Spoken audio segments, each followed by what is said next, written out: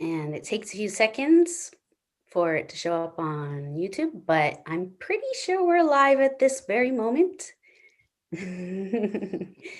So here we go. Let's get the party started. Woohoo! It's 6 a.m. 6 a.m. here in Spain. In Sydney, Teddy, what time is it? It's 4 p.m. It's perfectly timed for me. We are in Wednesday. And Dr. Green, what time is it where you are?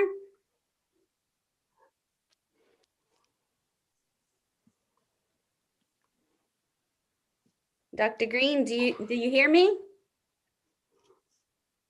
I lost you there for a second. Okay, here we go. I was just asking, what time is it where you are?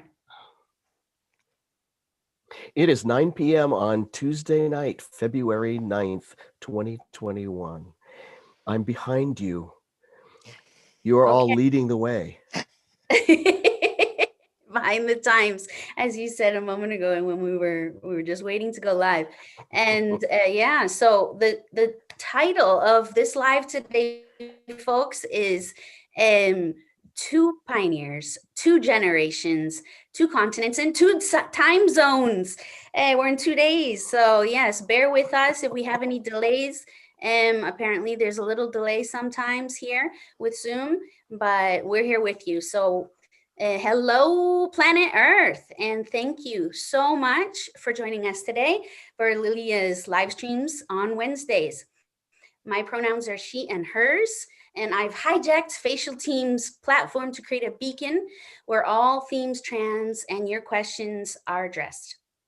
So today I am very, very honored and privileged to welcome two pioneers from two different generations, as I said, and as I try to make customary, from two continents.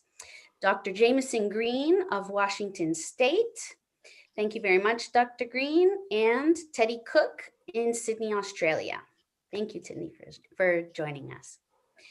So, Dr. Green, you are a writer and a very experienced manager and executive from over 30 years, and have been featured in many different interviews, last year documentary film, and have just come out with your new edition, an updated edition to your book published years ago about your experience. It's really, really an honor to have you here. Thank you so much for making time at this time of the night.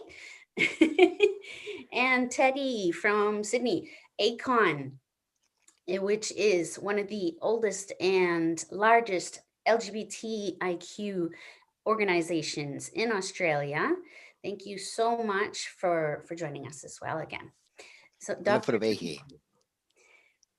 Green, would you please tell us a little bit more about yourself? But first, we met years ago in Atlanta. Yes, we did, in Atlanta at a conference, and had a wonderful time.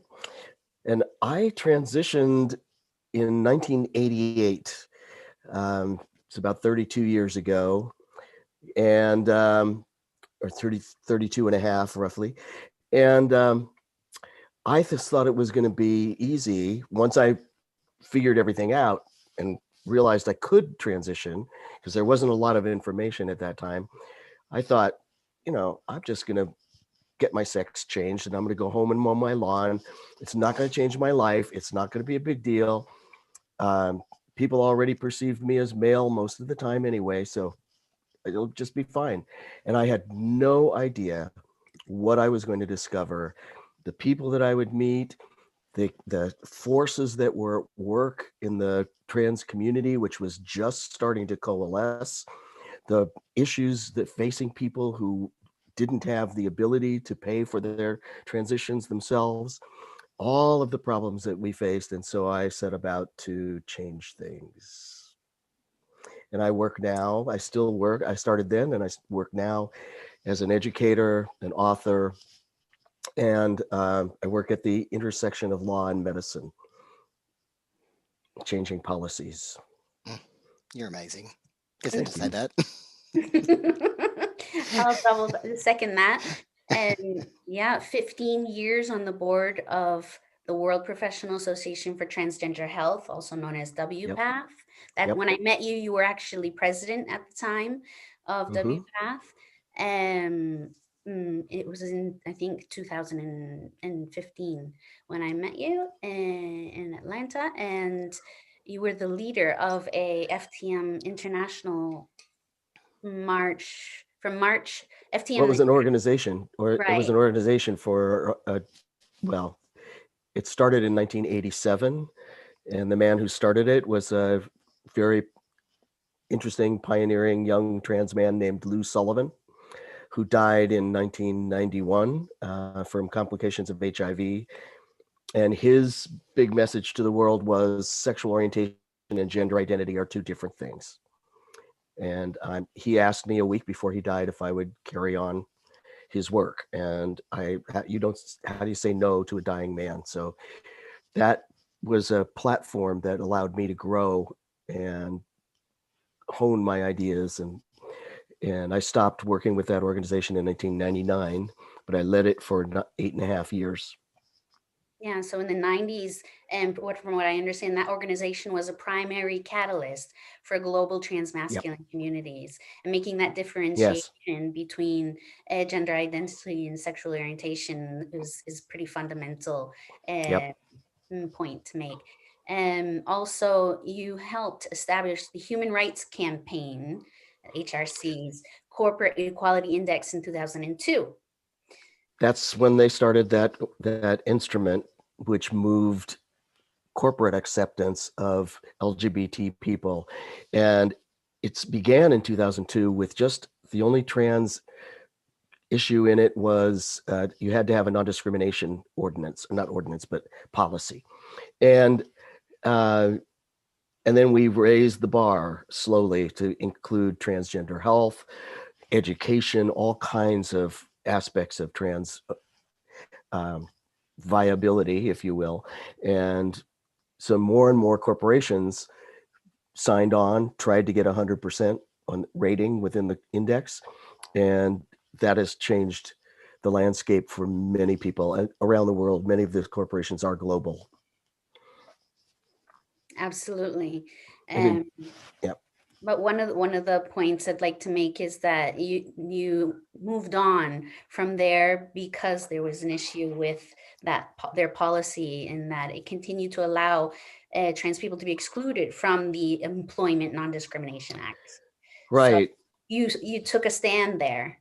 I did. I took a stand and I told them that I wanted to help them correct their mistake and continue to develop the corporate equality index. But, they were going to have to do a lot of work to repair the damage that they had done with their stand, removing gender identity and expression from the Employment Non-Discrimination Act in 2007. So, but I knew that we still had no other instrument like the Corporate Equality Index, so I continued to work on that with them. But I dropped off their board and stuff, and I spoke out against their strategy and Very aligned with all the organizations that also spoke out against their strategy at the time. So so they felt the pain. yes, I can imagine. It's great, and that's one of the things that has made you an activist. But from what I understand, sort of inadvertently, in our rehearsals and our conversations, you mentioned that that's not what you meant to become. You're actually a writer. Yep. Yeah, I had no intention of. I just wanted to sit behind a desk and write fiction, make up stories and stuff. And it never occurred to me to lead groups or lead organizations or anything like that. But it just had to happen. It was not my intention, but I feel the I same sort of way grew actually a little into it. bit about And me. I really relate. yeah, good. There's Great. a drive, I think, that the drive within you that just you can't stop until you're working in this space. I Well, didn't have any intention either. you see people suffering, and you understand, like in my case, I understood I had a certain skill set that I could apply. And, you know, I just had to do it. It was not easy a lot of the time. Yeah. Well, thank But you. I'm, Thank you, Jameson, so much for putting your neck out there, basically, in the 80s and in the 90s when it was really difficult, because that paved a way for today where things are different. Thank you. Yeah, me and a lot of other people. I mean, I didn't do it all by myself. You know, No. we all stand on the shoulders of giants, as they say, and there are people who came before me, and there are people who came with me, and people who have come after me and continued to buoy me up. And so I'm appreciative of everyone who's in this space.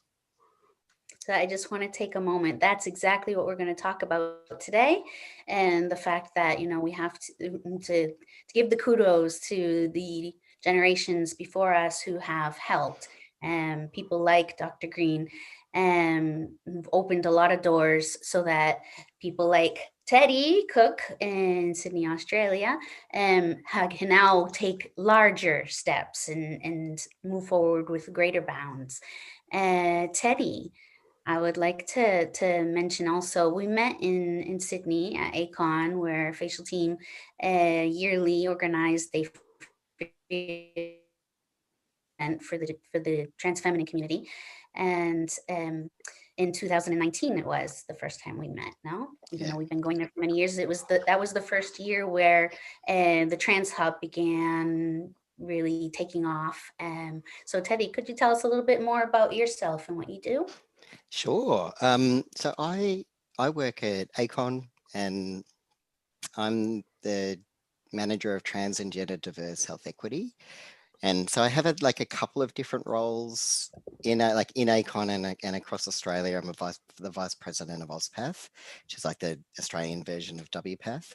But my work really is about the health and rights of trans people of all genders, and addressing and progressing and improving and strengthening our health and well-being from a kind of policy perspective, from a law reform perspective, and from a health promotion and research perspective. So kind of education for community, education for our health providers, for our health systems, and for our legislation.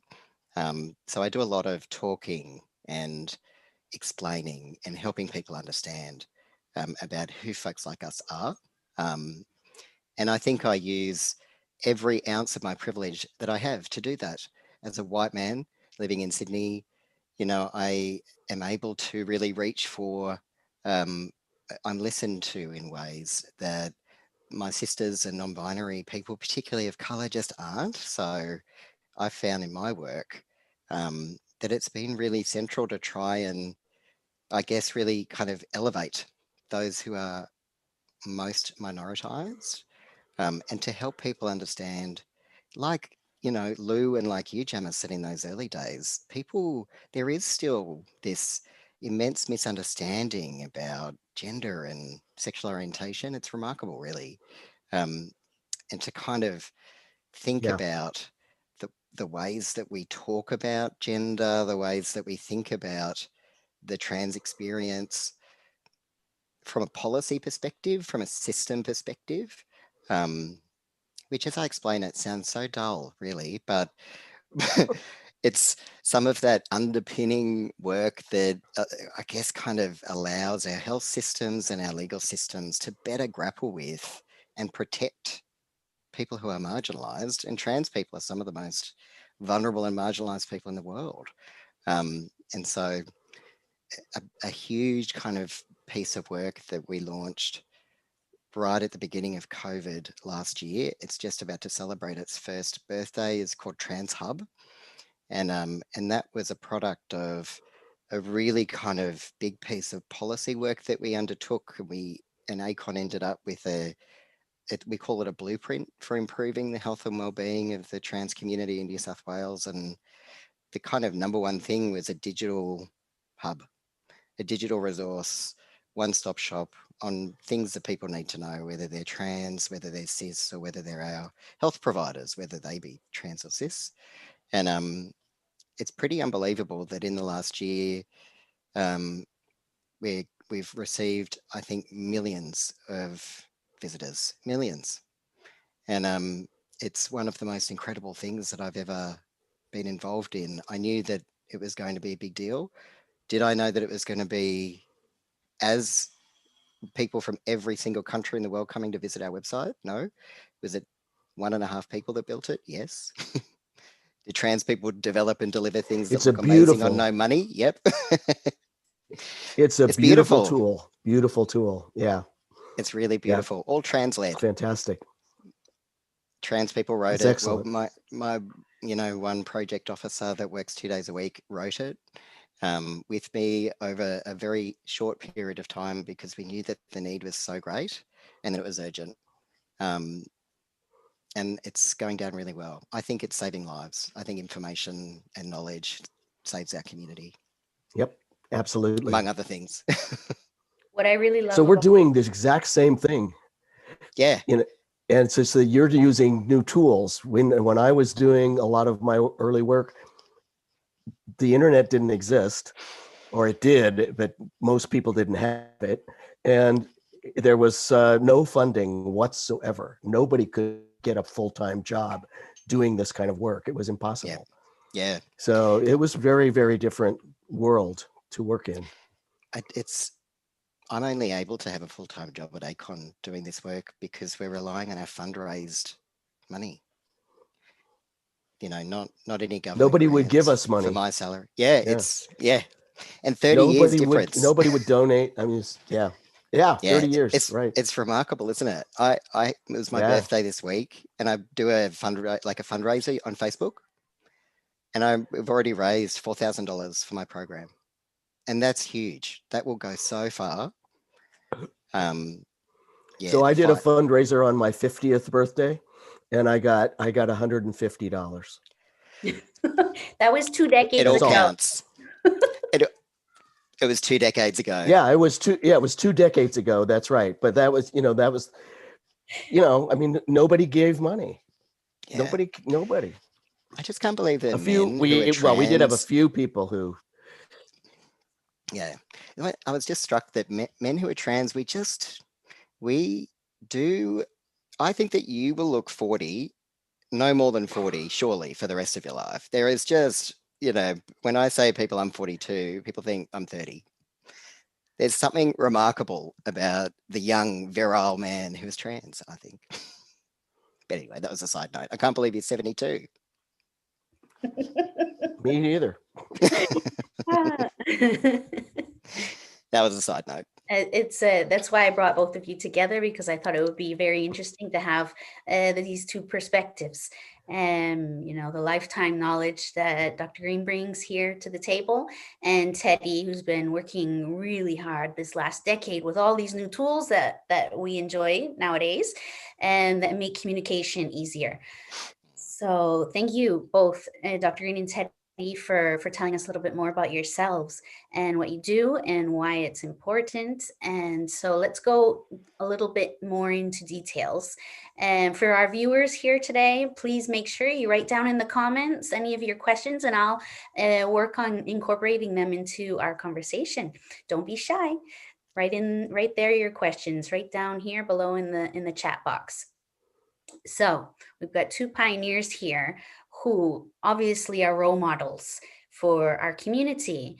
Teddy, as coming from the younger generation, how did you perceive Dr. Green? Was he one? What did he mean to you as you were growing up?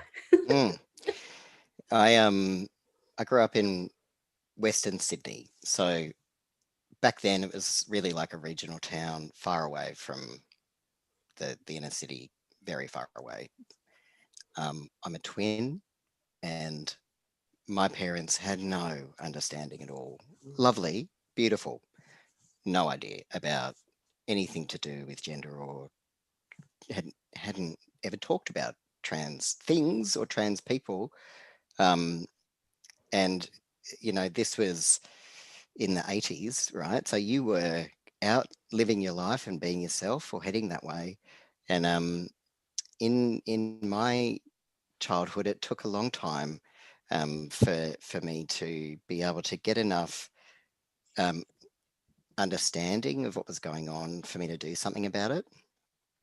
And so, as we all do, I researched as much as I could about men like me, people like me, anything to do with anything. But it wasn't really until I met my very first trans man that I understood what was possible. And he was a fella that I found out that I was living with. I had a housemate among all these cis women and this fellow, and I was like, how do you fit into this group? And turned out that he was trans and had been around and part of this community for a long time. But I remember, and this was 2005, maybe earlier, where I was really starting to make sense of my gender. And so I looked for voices and I found yours because there's something I think really incredible about the way that you talk about those intersections of rights and health. Because that's always been something that has really stirred in me as well. And to have, an older man who has been really trying to shine a light on why things like access to gender affirmation is really important, why legal gender recognition is really important for our health. And I really value those links, and that you've always, my perception of you has, you've always been unafraid to be out and loud about it. And I really like that. I don't think we really grew up with many role models. Indeed, many of mine were kind of butch women. I really loved the way that they treated people with a gentleness, a tenderness. I certainly couldn't find any of that with cis men, that's for sure. I'm still looking sometimes, I think, but that they were the people that I could model how I wanted to be masculine, because I was never read as a man ever, despite really trying my hardest. It was just, they were not seeing anything. And so I was never butch either. Way too clumsy, way not serious enough, too laughing to be butch. So I couldn't relate to that either, but I could see the way that people treated others and the ways that people move through the world. And I could resonate and relate to that. And that's definitely what I got from you, big time. So thank you. Thank you. My pleasure. Thank you very much. I appreciate that. It's good to I think hear. sometimes we can do a little bit and think that it doesn't have much of a reach, but even even even a little bit of a contribution, particularly at the kind of boring policy level, um, saves lives at such a rate that Yeah. um, the responsibility that we have on our shoulders is tremendous. I feel an incredible responsibility all the time for my community. I want to be doing the right job for my people, right? And so having Yep. people like you to look at and look to has been really affirming, but also really validating. And I just want to Great. say, also, sorry to interject, yes, and Dr. Green, it continues even now in his 70s, and soon will be taking part in Facialteam's training workshop coming up in March, doing a talk for other professionals in that event. And so the work continues, and it's not something that happened in the past only. So you That's continue right. to There's be a role lots model. to do. There is. Thank you. And so I'd like to It's a ask you, privilege. It's a privilege. Dr. Green, what do you think about how the world is now compared to 3 decades ago? And about the youth that are coming out of the woodwork now and creating change? Well, the internet has really opened things up for a lot of people. It's made information so much more accessible, um, and people are creative in new ways. And there's a lot of many more avenues through which to express oneself. And we've given the world the language to use to identify themselves. The images are out there on the web. The the words are out there in ways that they never were before, and we have just so much more ability to broaden the the access, and that's what it should be all about. And also to insist on making people aware that they are fine the way they are, the way they want to be, they the way they know for themselves is the way that they should be. That should be honored, and there's nothing bad about it. And we just have to keep pushing that message, letting people know, because it's true. I mean, trans people have been around forever. Forever. And in many cultures, they've been revered. In many cultures, they've been squished. But we're trying the best to alleviate those disparities, and we're trying to acknowledge people and make a world safe for everyone. That's how it's got to be if we're going to be a thriving society. What he said. Absolutely. And another reason why I brought both of you together is to show how, things have changed, and how it's important for us to look to our community and what older generations are saying. Sorry for saying older. I'm older too. But I feel like you're meaning me as well, and I'm fine with it. no, I'm older than you, Teddy. Am I the young person here? You're the baby. I mean, I'm fine with it. I'll take it. Yeah, you are. I'll take it wherever I can get it. Sure. That's right. Just roll with it. Just roll with it. So, Dr. Green, someone here that's watching has said they love your coffee mug. Can you show us what's on the coffee mug? I didn't pick up on that. This represents where I live, the region where I live, the Pacific Northwest. Beautiful snow-capped volcanoes, lots of trees, beautiful rivers. It's a wonderful place to live. That's where I am now.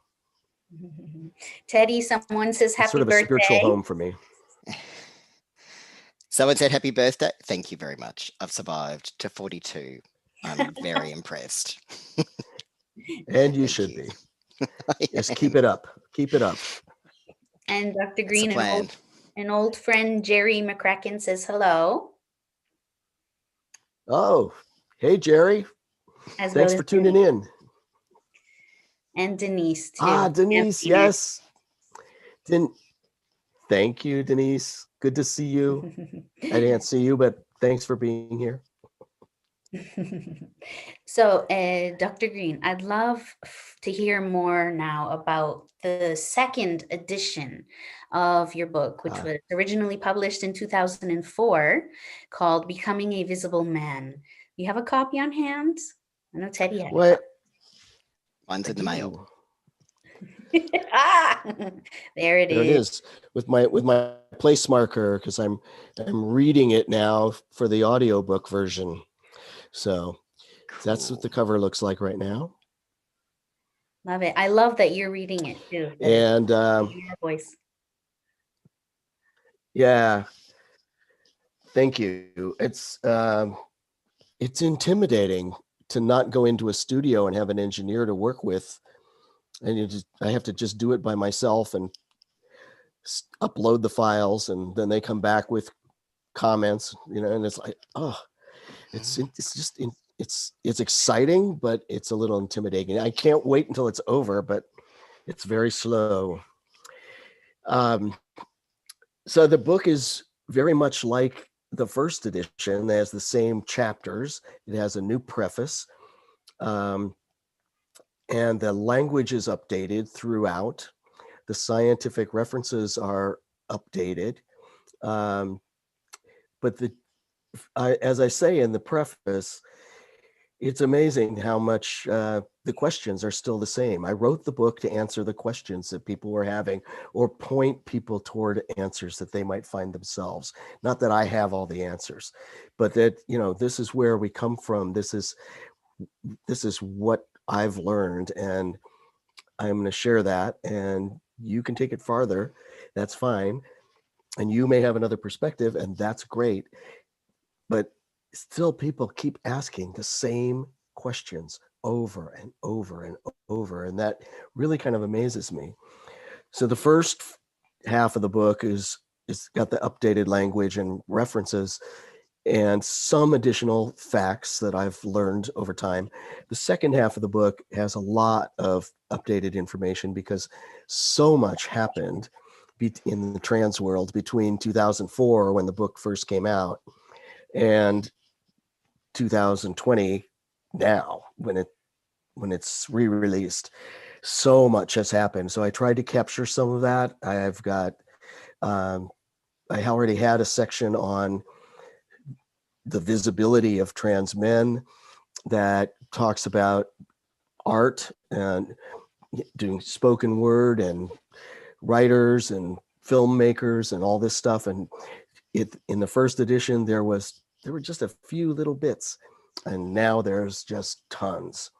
So I can only be representative, but it gives people an idea how much more there is out there, because people are still saying there's no information. And my gosh, look at TransHub. There's a ton of information on your TransHub. And there's a ton of information in my book. And there's a ton of information in books that other people are publishing now. When I first got the contract in 2002 for the book, and then I finished the manuscript in 2003, and it was published in 2004, there were literally about 5 trans books available. There was like almost nothing. And now they're all over the place. So, it's a different world. And yet there is no other book like mine, because it's still a mix of fact and theory and personal experience. And also I try to bring voices of other people's experience in as well.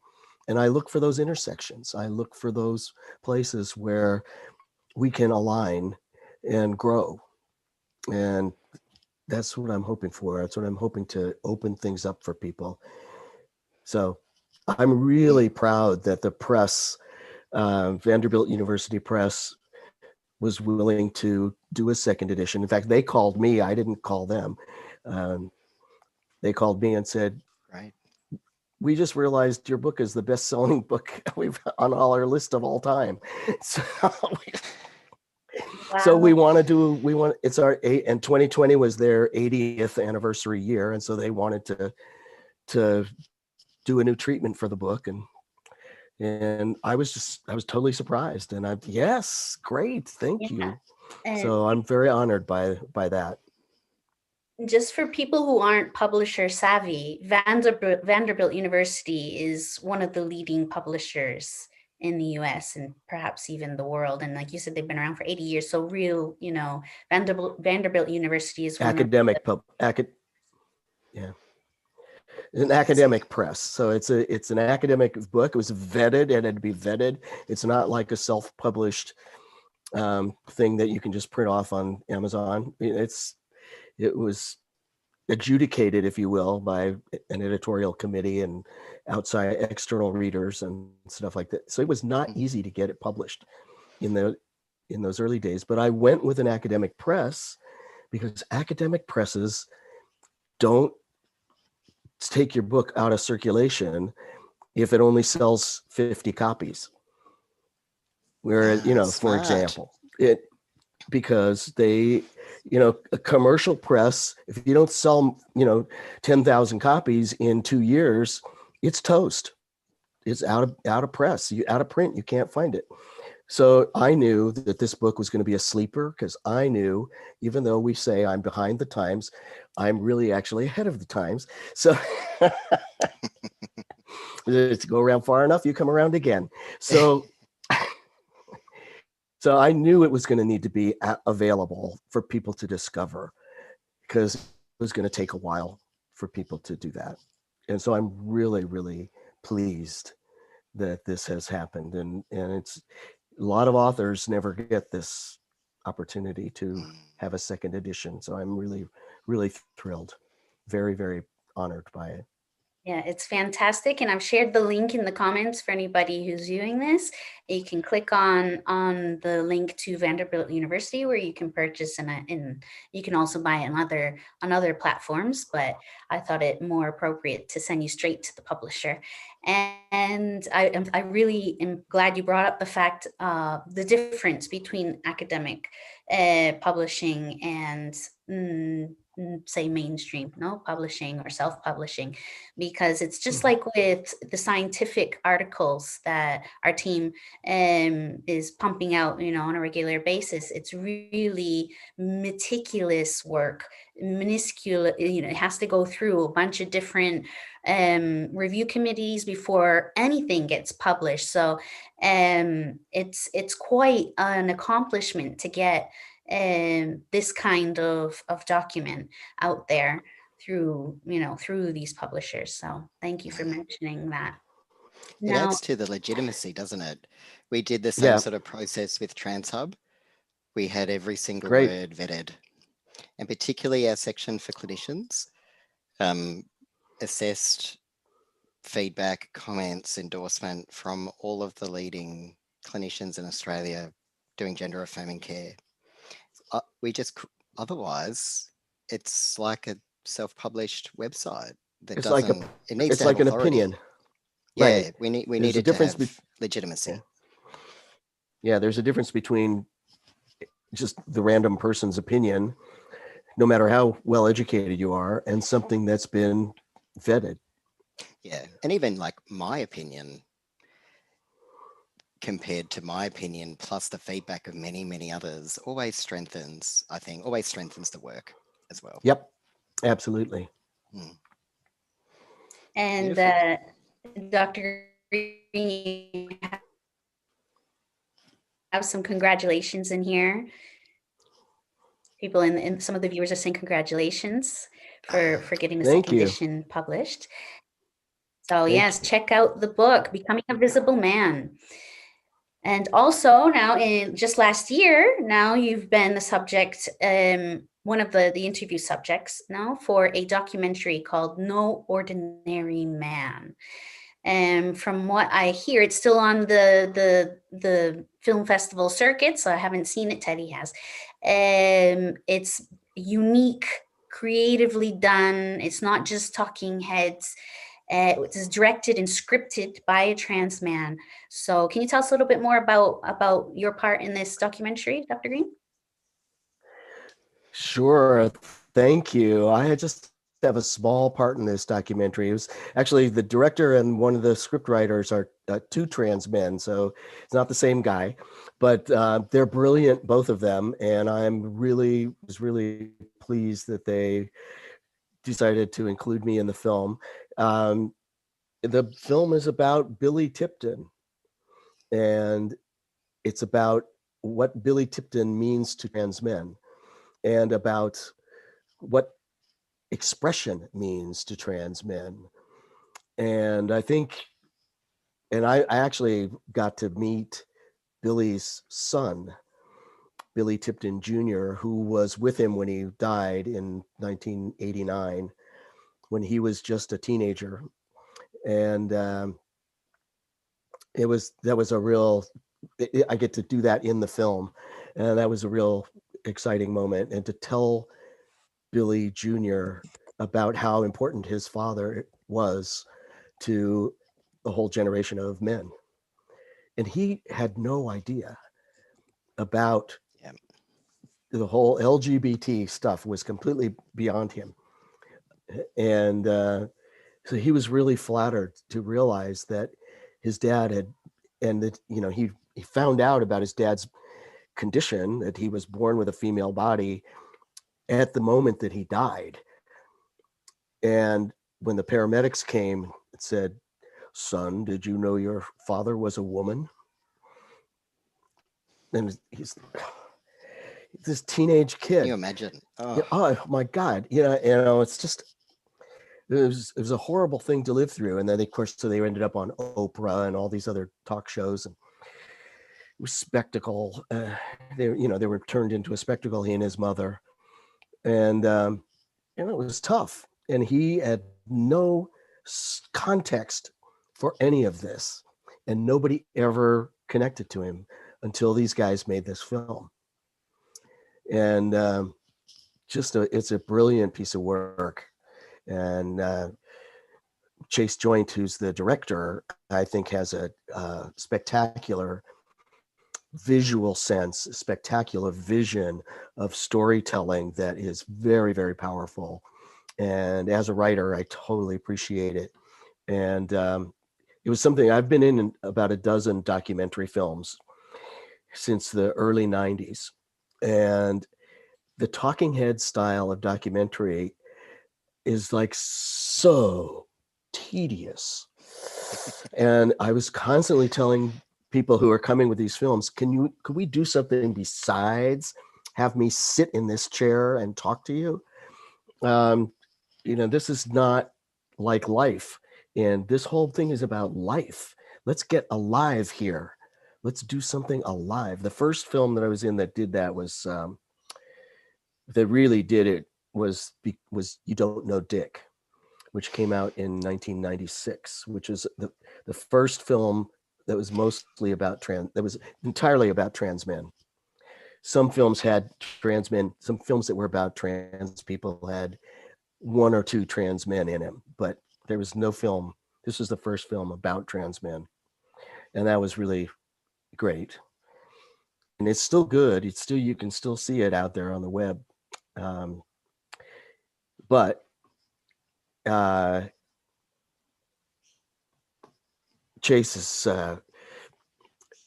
style is just so much more creative, so much more visual. He's more intersectional, he has a broad vision, brings in so many different voices. It's really a spectacular film, and I strongly recommend it. It's coming up soon at the Mardi Gras Film Festival. I'm going to be chatting with Chase and Aisling, who's another director, next week, I think, for the Mardi Gras Film Festival sort of social media stuff. So I think I would really encourage people to watch it as well. It's incredible, I think. Yeah, Aisling is also great. Her perspective is excellent. And so, she's a creative partner in the process, and she's I can't say enough about what a great creative team they were. And the writer is Amos Mack, another trans man who is one of the screenwriters on the project. And people can see the trailer. That's right. The trailer is published, No Ordinary Man. And I'll be sharing that link. It's on the GLAAD website. It's also, you can find a blip on YouTube. There's lots of information. So if you Google, for people who are viewing, Google No Ordinary Man documentary, you'll be able to find the trailer if you'd like to get a peek before it hits the Netflix. We hope that one day it'll be on Netflix. Hopefully. We hope. Yep, we hope. So talking about this documentary, and you were mentioning trans men in film, and so that brings me to, remember some very prominent films that came out in the last decade about violence, particularly against trans men. Is this still something that you think is a problem? Teddy, would you like to? Oh, yes. Oh, Teddy, yeah. take it away. I think when we think about, I mean, any violence against trans people is unacceptable. And certainly it would be remiss of me not to say that our trans sisters shoulder a tremendously heavy burden of violence, of all types of violence. Um, and what we still know, though, is that trans men are confronted with different types of violence. We can experience a whole range, particularly sexual violence, um, particularly anything related to sexual harassment, sexual assault, sexual violence. Um, we see violence playing out in healthcare settings. We see men and non-binary people, presumed female at birth, who are forced to have non-consensual genital examinations, and many trans women are as well, but forced in order to commence hormones, which is completely unnecessary. Um, we see relationship violence, domestic family violence playing out in our communities at alarming rates. And I mean, ultimately, we need to protect all trans people because we are, I think, one of the most, because we sit over every single population on the planet, we're everywhere. I would say that we are most certainly one of the most vulnerable populations on the earth, particularly if I think about the Australian context, sister girls who are not, I wouldn't say Aboriginal trans women, but I just did say Aboriginal trans women, but yeah, Aboriginal trans women or trans femmes and brother boys who are Aboriginal trans men or trans masc people are our First Nations trans people who have existed. They're the longest. Aboriginal culture in Australia is over 65,000 years. There are dances and cultural significances around gender diversity. And yet today we see brother boys and most certainly sister girls being confronted with some of the most hideous and heinous violence that you would ever, that is not something that any person should think is acceptable in this day and age or at any time. And we're certainly not reporting to the police anytime soon. And we're not talking about it with our families or our friends. So we're leaving it, we're keeping it here, in here. And then we see significantly poor mental health outcomes. We see remarkable late rates of suicidality and distress about our community, from our community, within our community, that I must say pronouns aren't going to fix. It's about systemic law reform that protects us, and where cis people go home and talk to every single one of their family members about how being trans is normal. Just go and do that and we'll be fine. But there's it's a significant amount of work to be done. That I think thinking about the institutional and structural violence that has played out upon our communities, particularly those who meet at those intersections of race, ability, class, are people who we must be fighting for always and every day. That's what I try to do in my work as much as possible. What do you think, Jamison? Does that resonate for you? Absolutely. And there's so much silence, and there's still, that's a place. It's when I was starting out, just the fact that we existed was shameful. Now it's that violence that's perpetrated against us that is shameful, and we don't discuss. At the same time, trans men deal with the projection that we now have male privilege and we don't have any problems because we are now benefiting from masculinity. That is not true in that black and white sort of sense. It is a very complex social construct that we're engaged in, and we have not looked at it as a society at all. And I really want to elevate that. So thank you for your work, Teddy. I really appreciate what you're doing. Oh, I think our community, you know, I do feel like I am benefiting from a measure of privilege. And the way that I describe it to people, though, is that I'm like, one of the most diverse things about me is that I'm very queer, right? Very queer. I mean, so binary in my gender, but the most exciting thing is I got tattoos and I'm pretty gay, right? But I put myself at the top of the kind of privileged food chain around trans stuff. And even though I placed myself there, I've had some of the worst experience, some of the most feral experiences accessing healthcare, you know, trying to, you know, having relationships with cis gay men. Wouldn't do it. Wouldn't recommend. Yeah. I mean, I'm sure that there are some lovely ones, and please do send your resumes, but, you know, in the meantime, no. But, you know, it's being able to go into a hospital and expect good access to care is actually not something that I could even contemplate. Because I know that when I do go to access, whether it's the hospital ward or a new GP or another kind of healthcare provider or anything else in my life, if it's revealed that I'm a man of trans experience, things don't go well. It doesn't go well. Yeah. It's not an affirming, not a healthy place. It's not a place where I would return for for care. It's some of the questions some of the most invasive, um, embarrassing, humiliating questions that health providers and people on the street think are adequate and appropriate to ask a stranger. Right. The entitlement of in our bodies, the entitlement that people have about information about our bodies. Um, it's hard to replicate almost. The kind of curiosity, Yeah.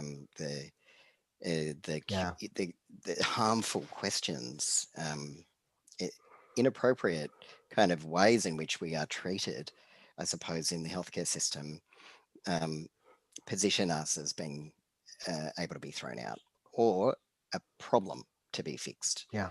And I've said this before, and I think it's really true. I Right. think that trans people offer actually the solution. I think that we're the solution. Mm-hmm. Absolutely. Absolutely. I think we are the Who's going to fight key me? to a lot. We are the key to a lot of peace in society. I agree. If society could accept us and learn to deal with us, there would be a lot of less Elevate energy us. on those. Yes, there would be a lot less energy on those points of tension. Those points of tension would just dissipate. Yeah. Yeah, I wrote a piece that was published in the Lancet in 2016 about an experience I had in an emergency room when I was having anaphylactic shock from a food allergy and was questioned. I was binding at the time. I'd only been on hormones for a couple of months.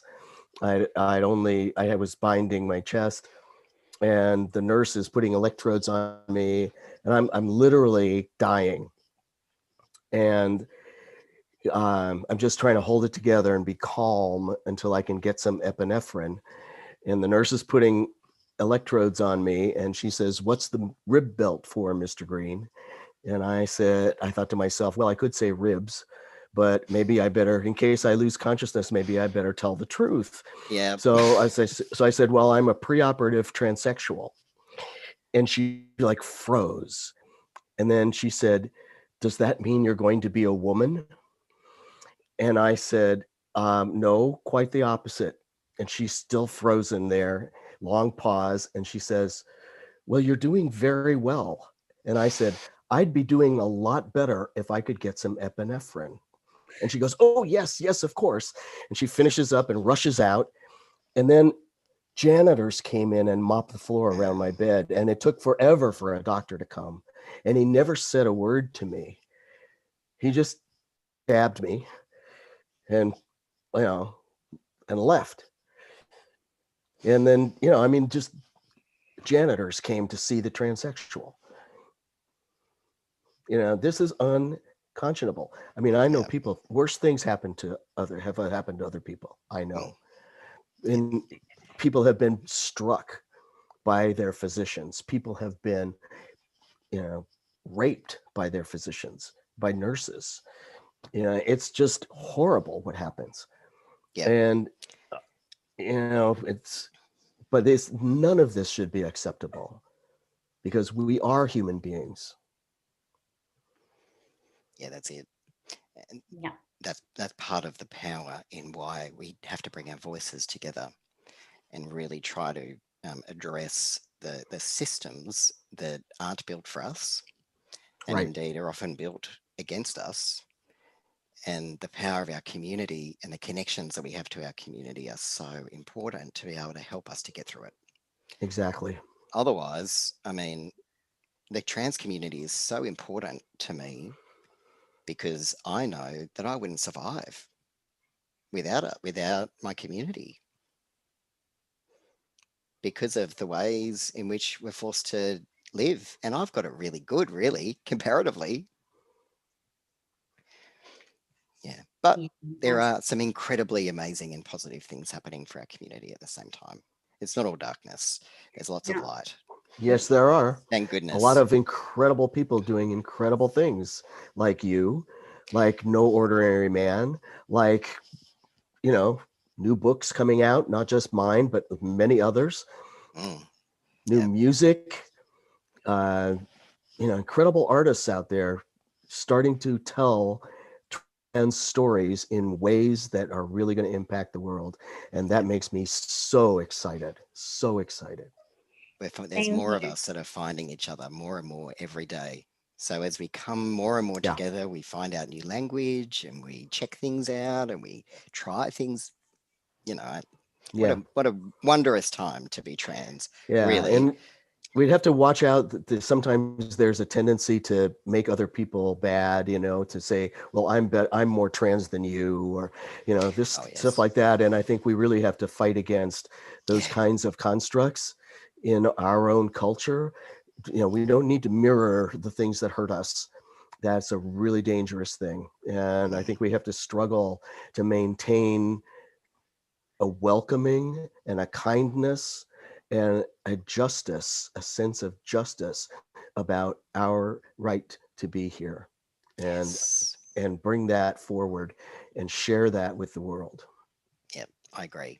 And I have to say, even though I'm so binary, and you are too, and maybe you are too, Lilia, but our non-binary people, really, we need non-binary people to be part of the trans movement, Yeah, because we absolutely. need their voices and their experiences. Because for me, being trans has got nothing to do with what you look like, nothing to do with your birth certificate Right. or the toilet you go That's to. right. It's about who you are inside, the relationship you have inside, right? Right. And so this sort of trans enough, not trans enough rubbish, as far as if you Right. say you are, done. Great. Welcome. What Right. are your skills? Great. What can we put you to work in? Awesome. Let's do it.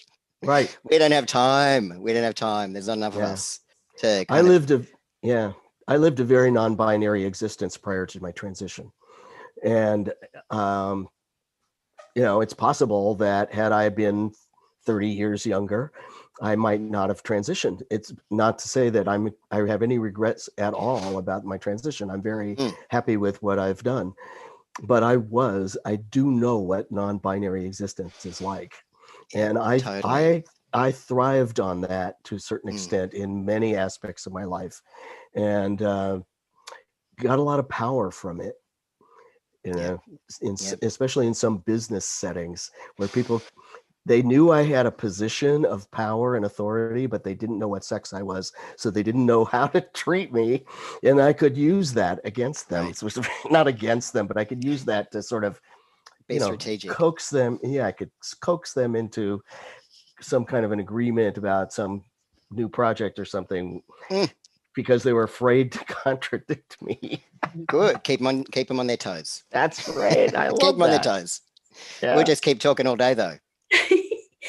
I just want to interject here one thing, that I think this is incredible, the point you're making, uniting the voices in the community, and the fact that there is more than just one way of being trans, is more than just way of being non-binary, and not to fall into the same constructs that are closed and limited, that have prevented the community from growing and moving forward. And society, I would say. Society. Yeah, Society, yes, society. society. Society. See, And I also want to speak up here for some of our viewers. Yes. Joe here, who's listening, she said, this really resonates, the conversation we're having, helping us be reminded in this History Month, since February is LGBTIQ plus History Month. And thank you very much for sharing. So thank you Thanks so for much. watching. And also to transition into the next topic that I wanted to discuss, and conscious of the time, please let me know if you are in a rush, either of you.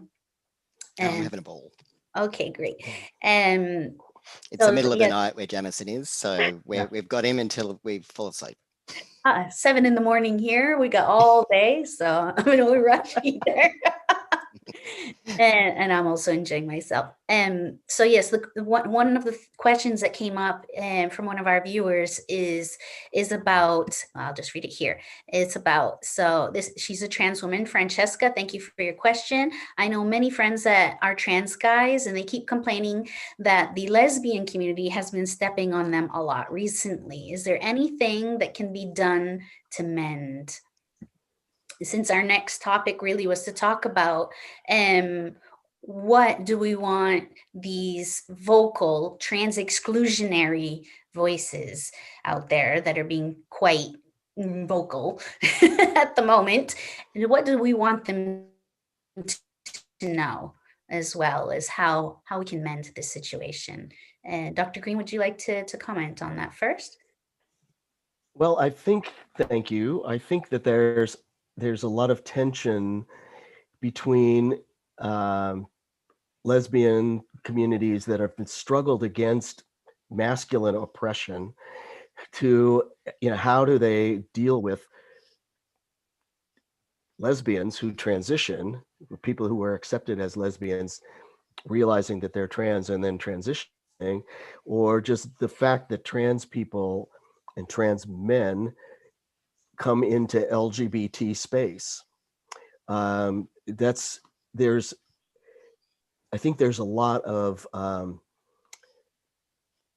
it's internalized, and I think this is true for some of the TERF people too. There's a lot of internalized fear of men or hatred of men, and sometimes for very good reason, because there's been violence against them and they've experienced some horrible things. But projecting that out onto everybody is not the best way to deal with that. And I think the best thing that we can do is to try to just be present and be welcoming and be kind and be, as I was saying before, be the kind of men that don't perpetuate those horrible violences against other people. And we're going to prove that to these people who are afraid or who are angry is not going to be easy.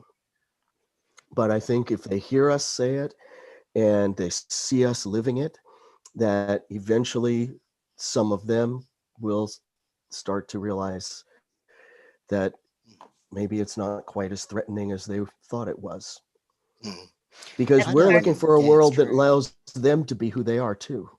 We're not looking to replace them or supersede them or obliterate them or do anything to them.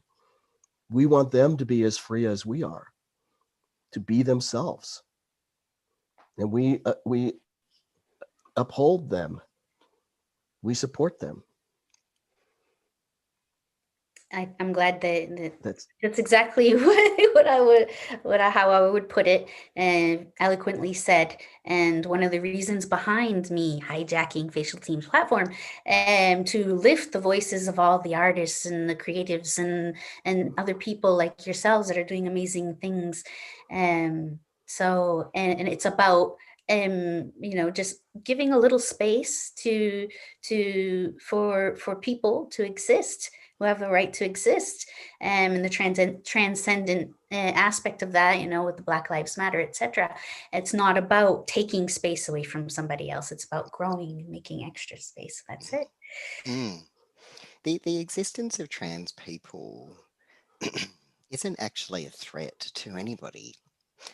And as much as I could imagine we are hugely powerful in so many ways, we're really not much of a threat to the kind of social fabric.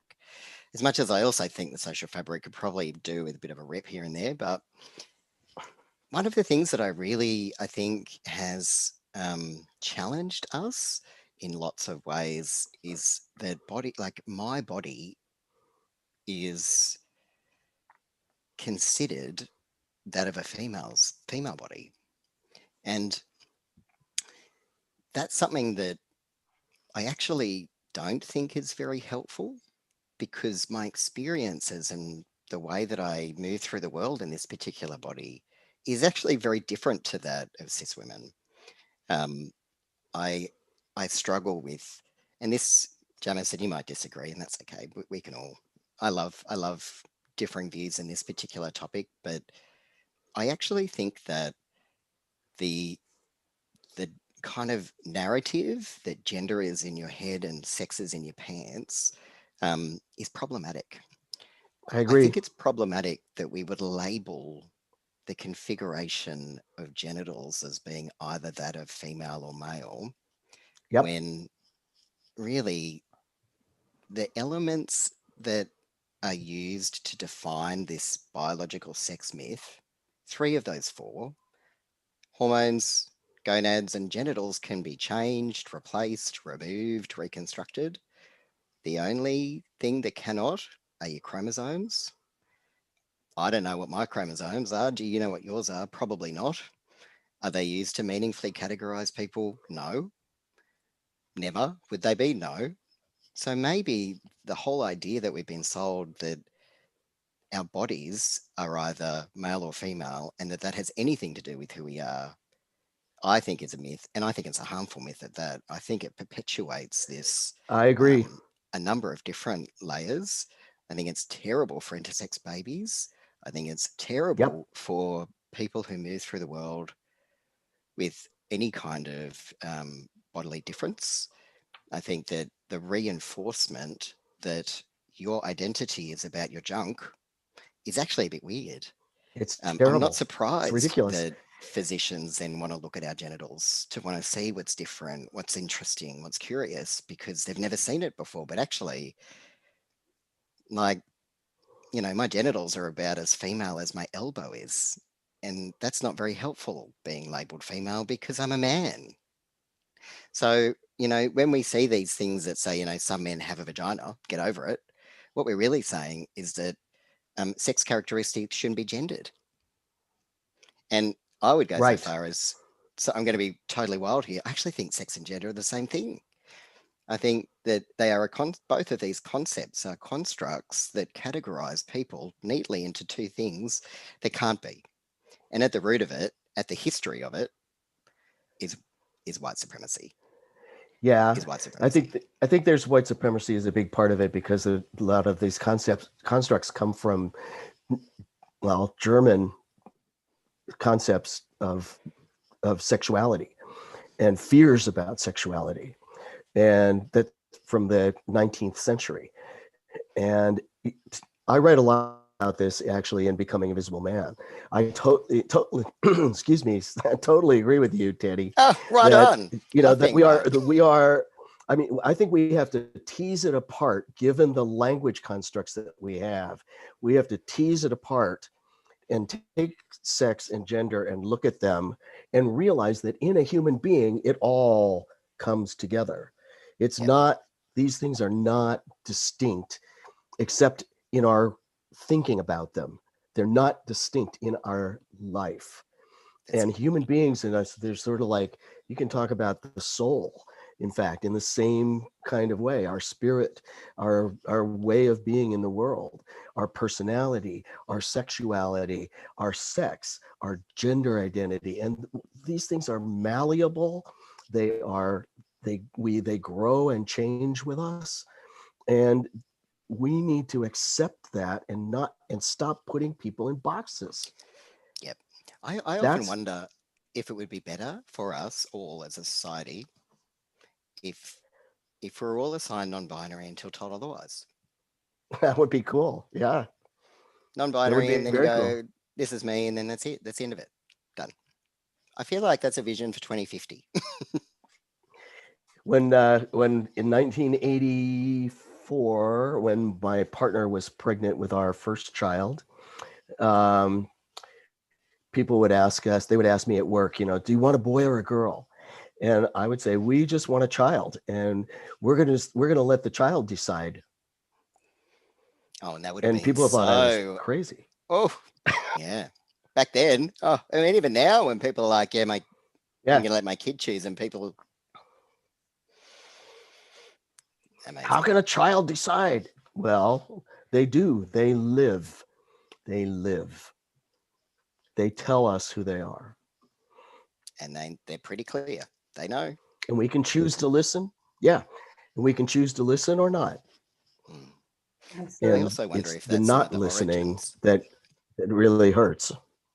I think that not listening is the origins of gender dysphoria, where you're not allowed to be affirmed or feel affirmed, so you feel shame, and it internalizes. Right. I wonder. Yeah. Oh, Yeah. I think so.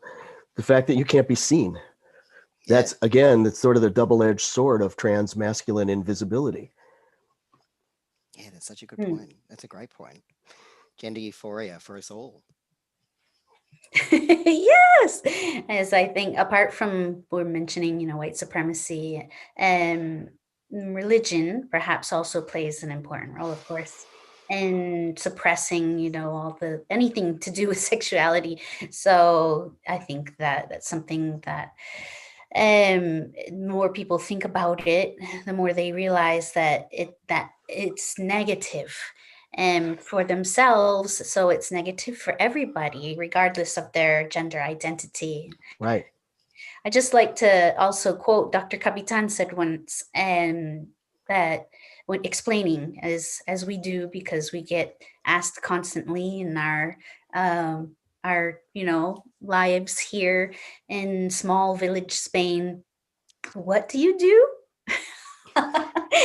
And so you begin from the very, very, very beginning and explain, humans are beautifully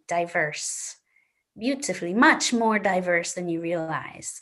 It occurs in nature, in all different creatures, and it occurs in humans too. And there's nothing to be ashamed of. So That's beautiful. I would love to be your patient. It's happening. I'm coming to Spain. You're going to give me something. Something that we'll give you lots of love. Lots of love. That's it. Don't look too close. Good. Yes, masks and social distance love. Yeah, so moving on to our one of our end topics here, and that we noted to talk about today. Since we're talking a lot about healthcare and the experiences you've both had in healthcare settings, I think it's important, Teddy, for you to mention a little bit more about the blueprint. You mentioned at the beginning the blueprint, which is a healthcare strategy, which was released by ACON, if I'm correct. Yeah. Right, you were behind that. It was like your first big project that you brought to the table. No, I was involved. I was leading the team. Let's say I was. Yeah, but when we published the blueprint, I've got a picture. Well, actually, I've got the blueprint. I'm sharing the link. Oh, you? The amount of times I've done this on a Zoom screen. I love that cover. Me too. It lays out what the priorities are, and unsurprisingly, access to good healthcare, information, legal gender recognition, support and empowerment for community groups, and a strong, empowered, beautiful community. Stuff that we already know. And then with those sort of priority sections, we were able to identify a set of recommendations or commitments that ACON would sign up to deliver, and that's basically become my to-do list. And it ranges from certainly the development of TransHub, but a whole range of other kind of areas that need to progress towards trans liberation, really. Legal gender recognition, bringing the community together, supporting the medical workforce and understanding our needs, working with Parliament and the government to help them understand why it is that they need to be fighting for us as our representatives. I guess working through ACON's existing work, and we've been around for 35 years, and we started as the AIDS Council of New South Wales and have a long heritage in HIV work, and particularly HIV work for gay men, particularly cis gay men. And so it's taken a long time in our kind of organisational history to be able to get to a point. We've known this for a long time, but those other issues that burden the rest of our communities that aren't necessarily sexual health related, but are more social determinants of health related, and what those impacts of things like discrimination and access, being able to work in a friendly, affirming place, our mental health, substance use, aging, those sorts of issues that that funding bodies haven't wanted to necessarily elevate, but that have needed to be. For instance, we really don't have strong funding around mental health for all LGBTQ people in New South Wales. It's very thin on the ground. Our counselling teams are very stretched all the time. The investment in our health from a state level, it's not adequate. So this blueprint has really pushed it, and it's become, it was such a, we surveyed 2,000 people. We engaged with other community groups around the country, parliamentarians, policymakers. We went off, and you need to really, as you know, Jamison, you need to kind of go to that next level to make sure that we're reaching everybody. But it lays out a plan. And it lays out an evidence-based, community consulted, strengths-based, trans liberation kind of platform or profile that says we should be able to expect the same high quality standards of healthcare as everybody else throughout the lifespan, wherever we are, whether we are incarcerated or we are living in a regional area or we're in the middle of the city. We should be able to get the care that we need wherever we are, in a depathologized, informed consent driven situation model that has, where we have peer navigators. This is a perfect universe. We have peer navigators that are supporting people to go through their journey, who are advocating for them as they need to. There's a whole range of peer education workshops that we're developing at the moment that are focused on building trans empowerment to prevent suicide. And, kind of really listening to the community and trying to translate that into kind of health interventions that make sense and work and are sustainable. So the breadth of the work that we're doing in my team, which is very small, tiny but mighty, has been largely focusing on things like suicide prevention, sexual violence, trans people in prison, our sister girls and brother boys, the kind of pointy end, and access to gender affirming healthcare, access to legal gender recognition, access to life, access to work. Certainly COVID has been, has really compounded our community's mental health big time everywhere. We're having a paper published by the Trans Health Research Group that I'm a member of in the next Trans Health Journal. Thank God they changed that name, but we're there, on the impacts of COVID on trans populations in Australia. So I'm really looking forward to that paper being published, because, the work that we do has got to be, my partner calls me a one-man NGO, because we do have to do everything, absolutely everything: policy, admin, health promotion, campaigns. You have to. Everything. You just do it all when we can fit it in. And we just, luckily, trans people are amazing. Luckily, trans people are amazing. I've got an incredible sister girl who's my ripper staff member. And I'm surrounded by trans women. And I've got a brother boy who's starting soon. And I am so excited about what the future of my team and the work that we're doing into the future. I just can't wait. I'm over the moon. Just trans people being paid to do work that is for our community. Watch out. That's phenomenal. Isn't it? Isn't it? And it's More supported to power do to so you. in a Yeah. only trans team, just for trans people. I mean, we're a very happy bunch. We're working very hard. Yeah. We're a very happy bunch. I've shared the links to TransHub and also to a page on the ACON website, which is Trans and Strong. So anybody who wants to learn more, please check the link here. It's in the comments, in the chat.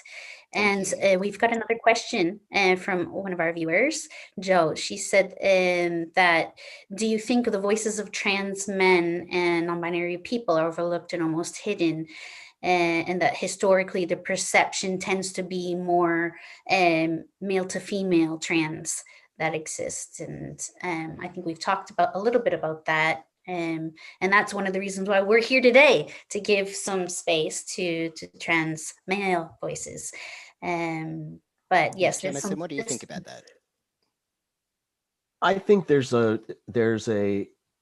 misogynistic root there, and a threat to masculinity that trans women present, and that makes them more fascinating and scary for the world, and so they get more attention. They're also more attractive. So goes without saying. They dress better. So it's true. So it's those sexist kinds of things, and it's all part of the battle. I think elevating the voices of trans men helps to humanize trans women, and that's something that gets overlooked a lot. Yeah, I think so trans too. women's own fight. There are a lot of trans women who know very little about trans men. Yeah, that's true. In fact, there may be some trans ladies who are watching this now. We might be the first trans guys I've ever heard speak. And I mean, it makes a lot of sense. And I agree possibly with you. That's my perception too. I think the reason why trans women have been front and center is because they've been killed on the streets. And their visibility means that they're less safe, on the street. Yep, exactly. At work, and there's a different kind of harm for being invisible. But it's I don't think I'd advocate for shifting the focus. What I'd advocate for is an expanding of the focus. Exactly. And that's what you said. We must do this together. And I Absolutely actually really agree. I think that trans men could be very handy to meet with and chat with some of the TERFs who think that we are misguided ladies, misguided gals. And I think as soon as they meet a trans man, they would very quickly understand that, actually, people can have a similar body and be different and have a different identity. And that doesn't actually impact me at all. Right. And if you want to force me to be in your ladies' loo with you, and then react about men in your bathroom, excuse me, you're a little bit confused. We had an issue here recently in Sydney where a very a wonderful and affirming, beautiful public women's pool. It was the very last decision that I had to make in my own gender affirmation. Will I go to is this serious enough for me to no longer go to the pool? Yes, it is. And I've never been to the pool since. But they went through a thing where they were very confused and they got a lot of public pressure and they kept going all over the place. It was a real mess. It was interesting to kind of watch it all unfold. But they were saying that essentially trans women who had not had lower surgery weren't welcome. And my first thought was, do you want a man like me in your space? Because I really don't think you do. And I do wonder if there's an opportunity for us to use trans men a bit more strategically in the advocacy, because it's been done. Men like us in their toilets, in their women's ladies, in their bathrooms, surely. Yeah. It's been done, but it doesn't get noticed. Yeah, I've seen that campaign that fellow did in the bathrooms. Right. I wondered from a kind of more policy advocacy level, but you know, Yeah, there's lots to be done. But again, if trans men are always being pushed to the side or minimized, that how do we find that balance? yeah. We have to find it within ourselves, and we have to find it in our community as well. And then we have to take that balanced voice out to the world. Yeah. And most of the work that I've focused on in the last 2 years has predominantly been focused on trans women because they represent such a critical urgency. And I sometimes wonder if that's done me a bit of a disservice because I've maybe missed an opportunity to build understanding about the diversity of genders in the trans community. But I'm still thinking about what that might look like to try and build community within, like in our trans community, so that we can connect with each other, even if we have different experiences, because I think that unity will make for a much stronger, powerful collective. I agree. And then, it's interesting, you're working in an HIV organization that's been focused on HIV for over 30 years. HIV is, in the United States, the first place where research money involving trans people went. And of course, it was toward trans women who were still classified as men who have sex with men. Yep. And, which is like, still the case. So still frustrating. And still the case. And it's very, very damaging, I think. And there are trans men who have HIV. I mean, Lou Sullivan in 1991 died of HIV because he was a gay identified man who happened to be trans. And people didn't believe trans men who were gay could exist. And, the marginalization of trans men is hindering our advancement. And I'm not saying that we have to flip the hierarchy. That's not it. What I'm saying is we need to merge. We need to blend our voices. We need to understand each other. We need to help each other. We need to elevate each other. I'm happy to elevate trans women. That's, I elevate trans women whenever I can. But I also know that I have to speak for trans men because very few people are. So but I try to talk as much as possible about the things that affect us equally, especially from policy perspectives. Yep. I'm with you on that. I'm the same.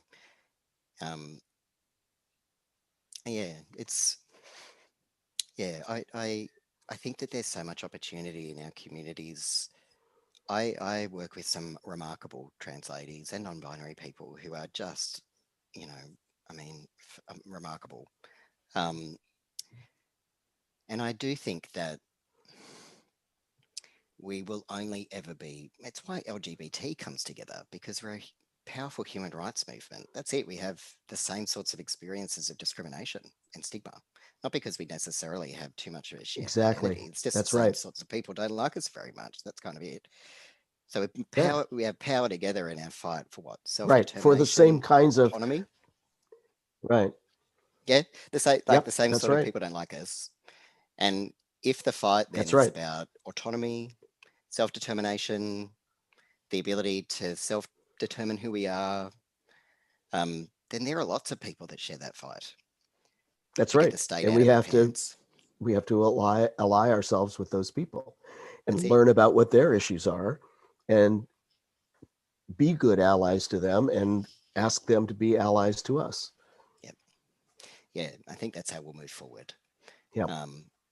And with a strong, connected, resourced, supported trans community, advocating for our own rights.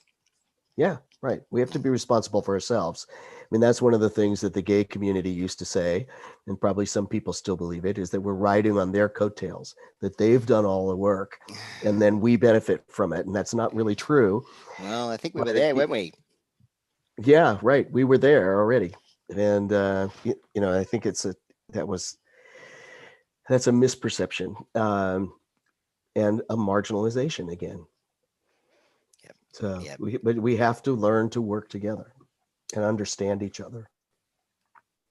In I agree. one of the views is saying here that you are both legends, and they think that every space needs a man like you, both of you. So someone who knows how to listen, who is able to communicate in a way that is non-confrontational and allows someone to take the message in. I think a lot of times the communication education doesn't happen because the communication fails in some way.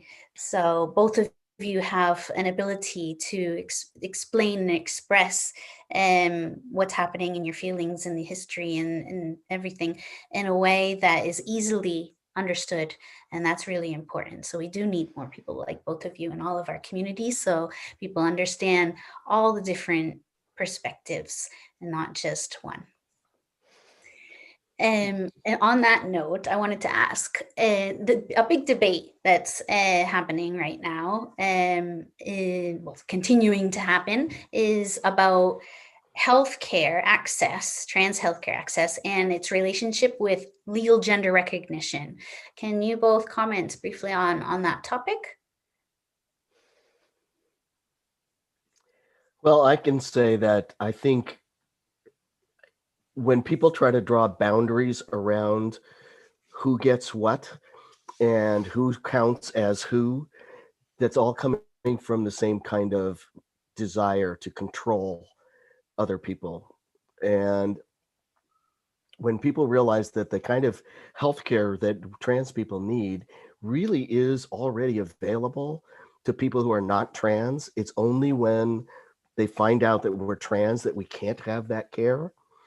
That's a serious problem. And also the medical necessity, there are some things that we need a little bit more than other people need them. And because it has a more detrimental, or the condition has a more detrimental effect on our health. And so we might need a little extra reimbursement help from insurance, for example, to help us get those services, whereas other people don't have as um, desperate a need, or that's not quite the right word, but they don't have as urgent, yeah, good, as urgent a need, and may have resources that they can access that we don't. So, those are kind of things, but legal gender recognition should not depend on what your body looks like. Legal gender recognition, no one should be required to have any medical treatment in order to have their gender identity recognized. Amen. And that's I wrote that policy for WPATH in 2010, I believe. I said, yeah, and I just think that we can't go there. We can't go there. I agree. We shouldn't be forcing people to have any medical treatment whatsoever in order to have their gender identity validated. Yeah. I don't want any medical oversight, certainly no medical intervention. No one should need to go to the doctor to update their birth certificate. Right. Self-determined, self-proclaimed gender, that's it, end of the story. Yep. And having non-binary options are essential. Absolutely. Having a birth certificate with just M or F is not adequate. It's passé. It's embarrassing, let's say. It is. I think young people should be able to legally affirm their own gender from 14. I think our young people know exactly who they are, regardless of what the media is trying to tell everybody. Trans young people know exactly who they are. I would say that in terms of access to medical gender affirmation, that should be, so from an Australian context, we have universal health coverage, and medical gender affirmation really is not covered, is not part of, and it must be. And that's part of, I'm definitely pushing that fight forward to try and ensure that any of the procedures that we need, because they are all medically necessary, whether that's hair removal or a genital surgery, it is all required, Yep. should be covered under Medicare, which is the name of for our universal health system. And anything less than that, I just don't think is acceptable. Right. I'm right there with you. Right there with, yeah, in Australia right now, we have some people with a birth certificate that is different in terms of gender marker to their passport, which is different to the gender marker on Medicare card.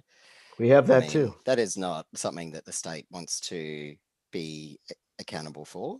That's ridiculous for a country like Australia with a leading public health system, that, we would be forcing people for something that is a civil record, that you update it, you put it back in the drawer after you've done all your affirmation admin, right?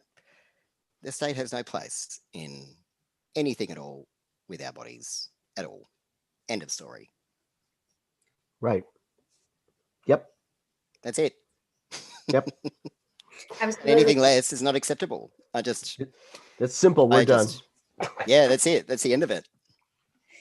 And Dr. Because Green, that's suicide prevention, right? It's trans empowerment and Absolutely. trans liberation and suicide prevention, when we can move through the world exactly who we are in exactly the way we want. It's not that hard. Right. I have to say, though, in San Francisco, when we first started talking about gender neutral restrooms in the mid 90s, the people who resisted the strongest were trans people. Yeah. Because going to the bathroom designated for the sex that you were wanting to present as was a validation. Yeah. It was one of the few places in your life you could have validation, was to go to a public bathroom that was labeled woman or man, however you identified. Yeah, and exactly. It's really, really sad that we're reduced to that. Yeah. In order to say who we are. Exactly. I think it's horrible. Pronouns and toilets. Yeah. Yeah. It's we need to move beyond that. We need to recognize people as human beings and give them autonomy over their bodies. Yes. And people should be able to to have a transition and say 10 years later, 20 years later, I think I need to transition back. Yeah. And not have that be a problem. Yeah. I don't have that. I don't think that should be a problem. No, not at all. People affirm their gender in lots of different ways. They do. At different times, at the time and the point, and in the way that works best for them. And they might change. And that's fine, because there's not just one way to be trans. And if people start hormones and they stop, good on them. Yeah. Provided, nobody should be made wrong. As long take as care of yourself. Density is good. Yeah, take care of yourself.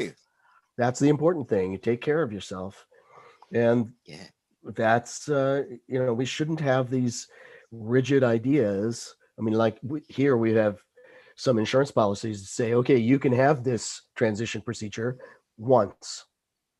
That's the end of it. Once. And we're never going to pay for that again. Never going to pay for that again. Yeah. It's like a punishment. Yeah, that's it. One and done. You're not allowed to ever regret. You're never allowed to have any doubts. So, right.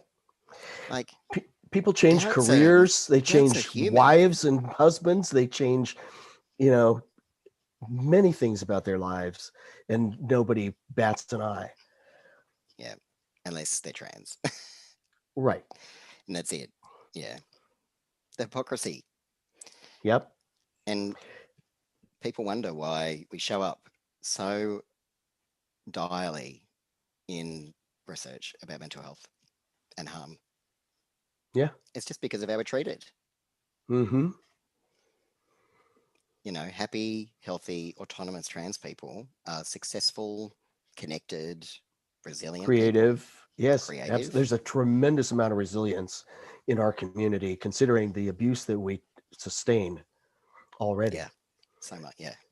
So I think so much. They should be studying that. What makes trans people so resilient and amazing? I would, absolutely. That's a great paper. Yes. I It's agree. been so lovely to catch up with you both. Thank you so much. Thank you. Why? Absolutely. We haven't mentioned too much about the W paths, standards of care, number 8, which is in the works. Jameson, since I know you're involved in that currently, can you give us shed a little light on the situation? Well, I think the standards are going to be a more supportive document for the community going forward. I think version 7 was already a big change and a very positive move forward. And I think version 8 will be even more so. It probably won't be out until toward the end of the year, but there's a lot of people working on it. It's being seriously vetted. It's the most documented, the most evidence-based version of the standards to date. And I think it will be a help to a lot of people. So exciting. Absolutely. For Can't people wait. who might be watching, listening in now that don't know what we're talking about, WPATH is the World Professional Association of Transgender Health. So it's basically the equivalent of the World Health Organization in trans health. And so it's a group of international specialists who are emitting a document which is establishing the basis from which all health workers should part. So it's recommendations for practices. And the last one, SOC 7, Standards of Care 7, version 7th edition, came out in 2010. So it's been 10 years in coming. 2011, actually. Oh, 2011, sorry. Yeah, So, end of 2011. so it will be 10 years in coming because it's a long process and people are getting Well, impatient. Yeah. It was 10 years between version 6 and version 7 also. So we've worked really, really hard to move the field forward from a scientific perspective. And that's what a lot of legislation and policy is based on. And the standards of care are cited innumerable times in legal cases supporting trans people's access to care, and really have helped move the insurance industry along. And I think it's going to be, the standards of care 8 are going to be another step forward. And I'm really proud of the work that WPATH has done over the years. Absolutely. It's an They've had important document. It's very complex moves forward. process. So we're looking forward to getting that. And when it's ready, I know COVID also threw a hook in the process. So slowed things down a bit too. So yeah. Now, just to close a little bit, this conversation's been amazing. Both of you are amazing. Thank you so much for all of your insights and reflections. So can you tell our viewers, who are you watching today on the scene, both of you? Who are some of the trans voices that you would like to bring up? Oh my goodness. I've got a list in the top of my head. Should I do it? Go ahead. So Yeah, I'll start with some Australian voices. I would absolutely point to Brianna and Rosa Curtis, amazing sister girls, absolutely fighting the good fight, leading the way. Arnie Lisa Taylor, sister girl elder, who is just smashing it out and is an incredible woman. There's a really awesome young person in Melbourne who just does the most incredible art and speaking and writing. Their name is Nevo, doing amazing stuff. We've got a trans girl on Neighbours, Georgie Stone. She's just been an absolute fighter since when she was a little girl. I would also add Liz Duck Chong, is an Australian writer, and a remarkable, has a fantastic assessment of the sort of social landscape, does some great writing for The Guardian. The Australian version is significantly less transphobic than the UK one, The Guardian. Alok from the US, amazing to see this wonderful woman from Canada called Florence Ashley doing some incredible assessment. Great. I mean, these are kind of researchers and policy people. But big shout out for Florence. I mean, the list just goes on and on and on, truly. Max, who is in Berlin, who's doing incredible stuff on HIV and gay trans men. Dania is in the Ukraine, I think, doing amazing stuff with trans men and HIV as well. And I mean, there's so many people who are from all over the world getting together and connecting together and supporting each other. And I think COVID has really kind of moved us along in that regard, because I don't know if you and I would ever, I don't know if the three of us would ever be in a meeting together. So these sorts of, you know, this is so great to be able to have that. But there are some remarkable young people, older people who are shaping the conversation, shaping the narrative in a really positive, optimistic, but realistic and pragmatic way, which I just think is beautiful. The future. Well, Thank I'm right there with you with all those people. And also, and I don't know them all, but I do know some of the people you've named. And I'll just name a few others just to pile on.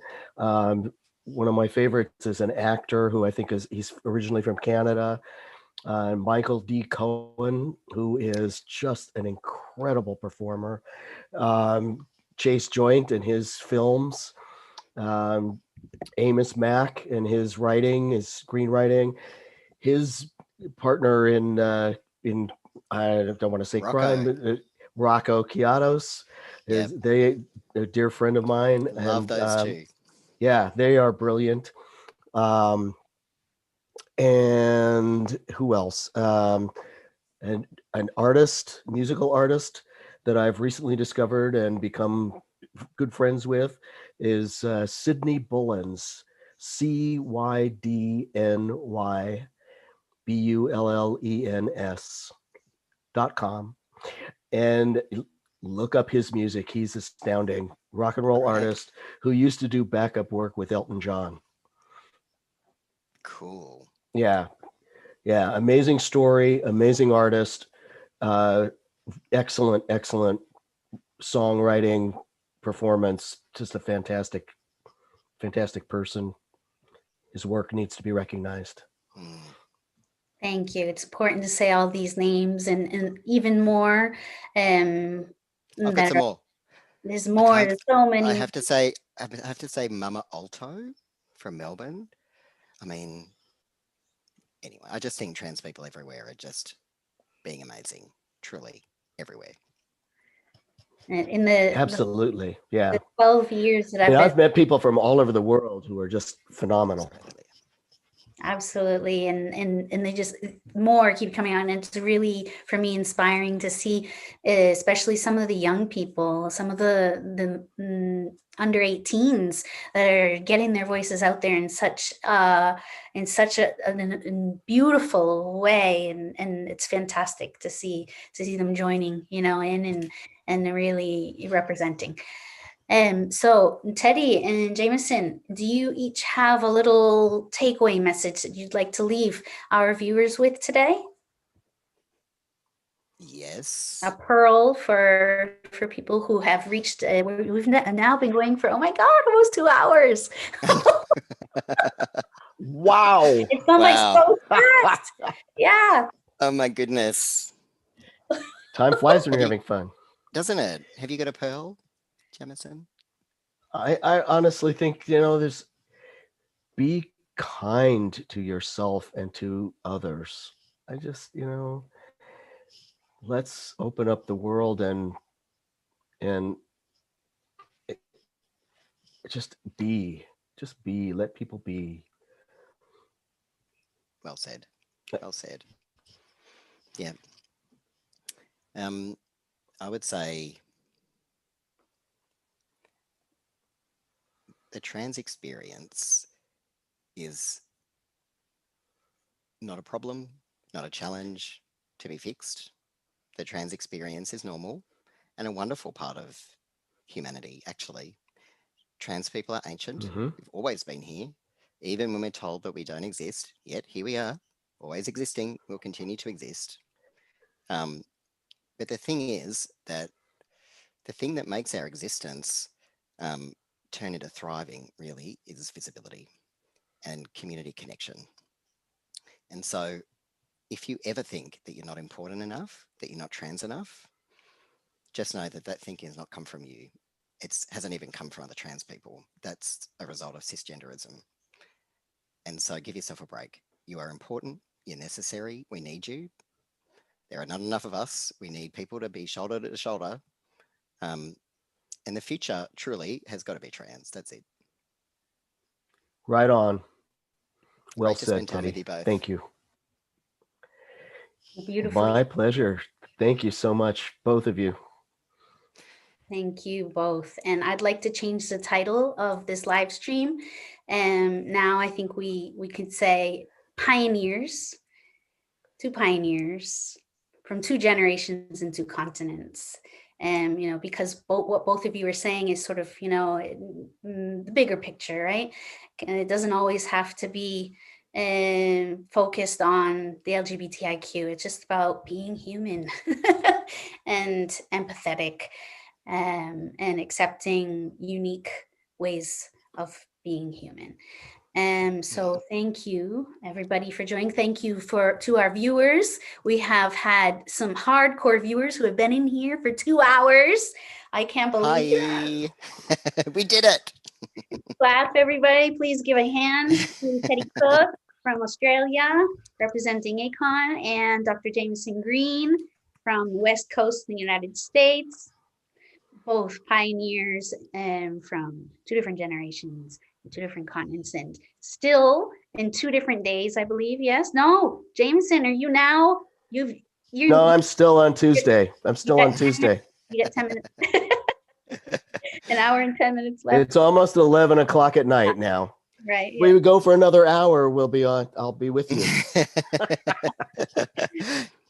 Hey, Lilia, thank you so much for inviting us and for coordinating us and pinning us Yes, down across thank you. 3 time zones. Well, it was easy to get to coordinate that, and really it wasn't that difficult. It was hard pinning you down, Teddy, and Jameson is so busy, but thank you both so much for making time for this. It's really important, and I'm sure that people will come back to this video, which will be saved now on our YouTube channel, and we'll be able to scan through and pick up all these wonderful pearls of information that have come from 2 amazing people in our community.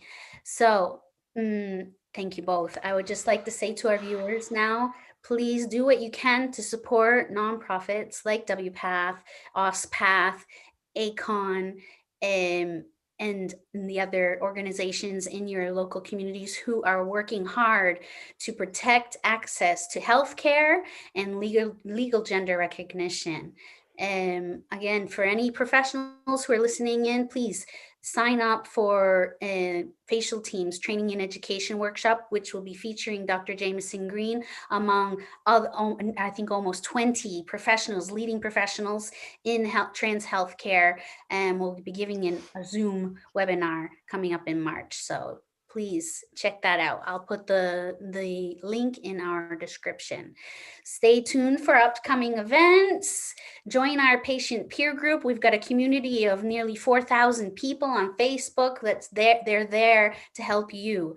And so please sign up for our newsletter. I'll put the link in the comments. Like this video, follow our channel, share with your lovely friends. Do whatever you can to lift the voices of your trans friends and be an ally. Your health and happiness matter to us. Thank you so much. Bye-bye. Thank you. Thank you, Lilia. Thank you, Teddy.